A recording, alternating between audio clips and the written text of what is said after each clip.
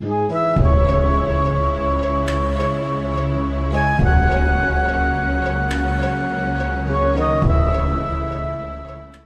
like the fantastic Wonder Boy series on the Sega Master System, Bubble Bobble is a complicated franchise to keep track of. There's Bubble Bobble, Bubble Symphony, Bubble Memories, and Puzzle Bobble. And that's not even mentioning the side series, which happen to be the focus of today. And so, with that, let's take a look at Rainbow Islands, the story of Bubble Bobble 2, released in 1991 on the Nintendo Entertainment System by Taito.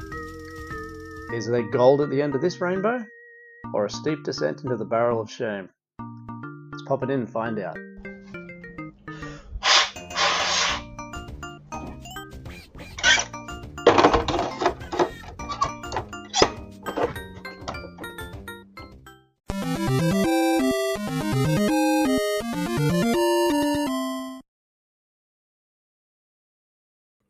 So, just to confuse you a little bit more, this is the story of Bubble Bobble 2, but this is not Bubble Bobble 2. So, yeah. From the island of Doe to Monster Island, you will encounter Doe himself, as well as stinging insects, hideous toy creatures, lethal combat machines, mechanical assailants, the formidable beings of legend and folklore. And finally, you will enter the world of darkness and meet its inhabitants. That's complicated. So, you can play as two characters, Bub and Bob, who are actually the human versions of everyone's favourite dino pals. Now this game has a very unique system, in that the rainbows you shoot off are not only a mode of traversal, but also your attack. You can also be strategic and fire rainbows and then jump on them to kill anything under you and collect any items below you. Speaking of, there are many items to collect in this game, including, but not limited to, red shoes that will speed you up, red potions that will double your rainbow, and diamonds, to name a few. Now there are 7 diamonds in every level that you can collect. Red, orange, yellow, green, blue, indigo, violet. All the colours of the rainbow. You need to collect them in order from left to right if you want to access the secret room at the end of the island.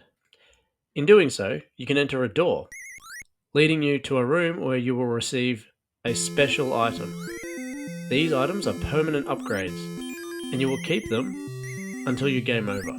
Some of these include a big shoe, which gives you a permanent speed increase, a big red potion, which gives you permanent double rainbows, and so on. Now these are worth hunting down, but in this playthrough, I wanted to get through most of the levels to show you, so we won't be going for these in this run. Maybe in a future Benji plays? We'll see. Now, you can jump up from most platforms to the next, but you'll find, especially on the later levels, that you'll need to master the skill of walking on rainbows and continuously making new ones as you progress up the level vertically, as every level in this game is vertical. You must keep going up until you reach the goal. Once there, a massive chest will drop and many items will fly out. Collect them as quickly as you can, because this section is timed. The game is very generous with its checkpoints. If you die, you restart from the last checkpoint, which is signified by the numbers on the posts, and there are 3 in every level. You get 3 lives and 3 continues, but if you take too long to get to the top, you will get a hurry prompt, and soon after that, the screen will begin to flood. You really need to get in the flow of firing and walking on rainbows to get the most out of this game. I feel like speedruns of this will be fascinating to watch. And now I wonder if GDQ has ever had this game in their lineup. Now, naturally, as the levels go on, the platforming gets much harder, and you'll have no choice but to utilise walking on rainbows. But, a little side note, I noticed that this spider has the same cheese strat as Arik from Donkey Kong Country 3. So on looks and sound, it has a lovely storybook look to it.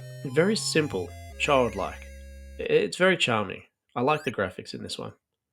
On music, it's very nostalgic to me. I have played this game all through my life, but most people remember it for the Over the Rainbow theme.